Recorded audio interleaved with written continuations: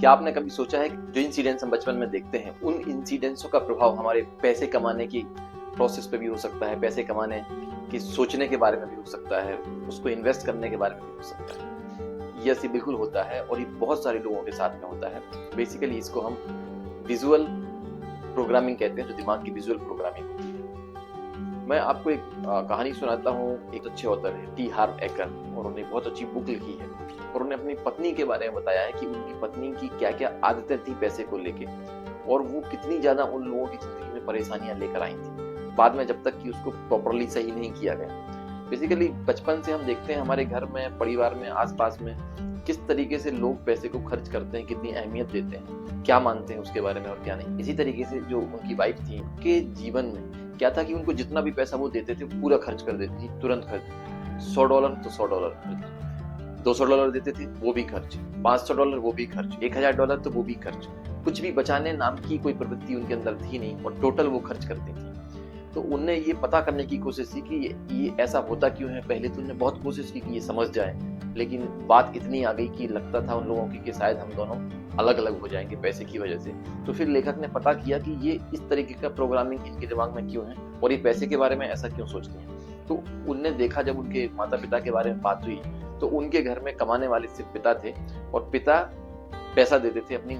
ये चीजें वो देख रही थी जब छोटी थी, तो उनने इस चीज से एक चीज सीखी कि जो पैसा कमाते हैं वो सिर्फ पुरुष कमाते हैं, महिलाएं पैसा नहीं कमाती हैं। तो इसलिए उनके दिमाग में ये क्लियर था कि मुझे पैसा कमाने या बचाने की कोई जरूरत है नहीं। जितना पैसा उनके पिता उनकी माँ को देते थे, उनकी माँ उसको खर्च करती थी, क्योंकि वो कुछ करती नहीं थी, उनको पैसा मिलता था, वो खर्च करती थी। इस तरीके से ये वो देखती गई और ये चीज उनके भी दिमाग में आ गया कि मेरी कमाने की जिम्मेदारी नहीं है, कमाने की जिम्मेदारी मेरे हस्बैंड की है, और वो जो पैसा देंगे वो खर्च करना ये मेरी रिस्पॉन्सिबिलिटी है। और इसमें कोई वैसा गलत नहीं था, क्योंकि ये उनके प्रोग्रामिंग में हो चुका था, उनके दिमाग में सेट हो चुका था। इस चीज को जब पता चला उनको, ऑथर को, तब मालूम चला कि ये दिक्कत कहाँ से पैदा हुई है और उस दिक्कत को फिर कैसे सही करना है।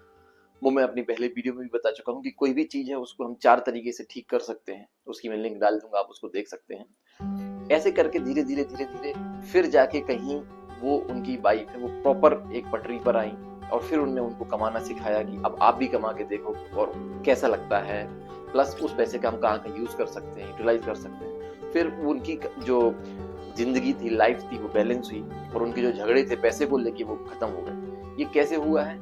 जैसा मैंने बताया आपको कि जो हम विजुअलाइज करते हैं, बचपन से देखते रहते हैं कि कैसा कैसा कौन कौन कर रहा है और उनसे हम ये चीजें सीखते रहते हैं, और सीखते सीखते जब हम बड़े खुद हो जाते हैं तो अपनी जिंदगी में उसको इम्प्लीमेंट करते हैं। तो आपको क्या काम करना है कि आपने, अगर आपके साथ कोई भी इस तरीके की समस्या आ रही है, हो सकता है कि वो समस्या आप पैसे बचाते नहीं हो, या आप कमाते नहीं हो, या कमाते बहुत है उसको इन्वेस्ट नहीं करते हैं, इन्वेस्ट भी करते हैं लेकिन गलत तरीके से करते हैं। ये जितनी भी प्रॉब्लम्स हैं, इन प्रॉब्लम्स का एक ही सॉल्यूशन है कि जो आपकी प्रोग्रामिंग हुई है बचपन में, वो प्रोग्रामिंग किस तरीके से हुई है।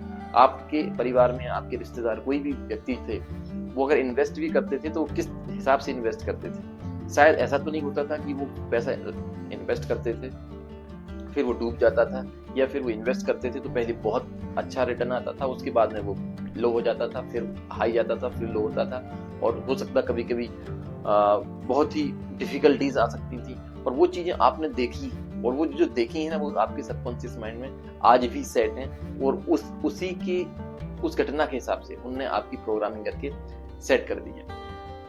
तो आपको अब करना क्या है? आपको यही करना है कि जो भी अभी तक आपने विजुअलाइज किया था, उस विजुअलाइजेशन को, उस चीज के बारे में, उस डिपार्टमेंट के बारे में, उस काम के बारे में आपको सबसे पहले थोड़ा सा अवेयर होना है, अवेयरनेस क्रिएट करनी है। उसके लिए अवेयरनेस इन द सेंस कि आपको उसके बारे में इंफॉर्मेशन लेनी है। जब आप इंफॉर्मेशन ले लेंगे उसके बारे में, फिर आपको उसके बारे में थोड़ा सा सीखना है। तो जागरूकता में आपको क्या काम करना है कि आपको ये देखना है कि जो भी आपके पेरेंट्स की आदतें थी या जिससे भी आप इंस्पायर हुए उनकी आदतें थी, वो आपके काम की थी या नहीं थी। अगर वो आपके काम की है तो वेल एंड गुड, आप बहुत अच्छा कर रहे होंगे। और अगर वो काम की नहीं है तो आपको लिख लेना है कि क्या क्या ऐसी चीजें थी जो आपके काम की नहीं है और आपको नेगेटिव इम्पैक्ट। फिर आपको ये समझ अपने अंदर क्रिएट करनी है कि उन चीजों से क्या क्या दिक्कत आपके पास में आ रही है। ये जब समझ आपके पास में आ जाएगी तो आपको मालूम चल जाएगा कि ये रीजन कौन कौन से हैं जिसकी वजह से मुझे दिक्कतें आ रही हैं। फिर आपको उन हैबिट से अलगाव करना है, डिसोसिएशन करना है, अलग होना है, उन हैबिट्स को छोड़ देना है, क्योंकि वो चीजें आपके जीवन में नेगेटिव इम्पैक्ट ला रही हैं।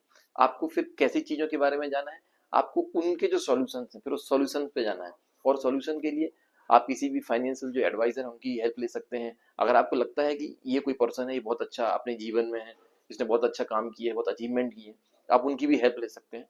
ऐसे ऐसे आप जब अच्छे अच्छे लोगों की टच में आएंगे, उनकी हेल्प लेंगे, उनसे पूछेंगे मैं कैसे कर सकता हूँ। आप किसी प्रोग्राम में जा सकते हैं, किसी सेमिनार में जा सकते हैं जो फाइनेंस के ऊपर चल रहा हो।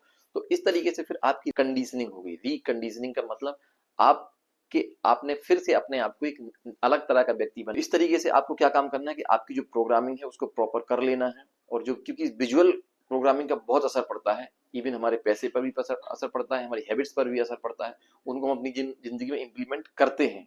तो जो आपके काम करनी है उसको आप रिमूव कर दें, जो आपके काम की हैं उनको आप लें। और अगर आपको लगता है कि कोई चीजें आपको नेगेटिवली इंपैक्ट कर रही हैं उनको आप हटा दें और आप अपनी फिर से रिकंडीशनिंग करें।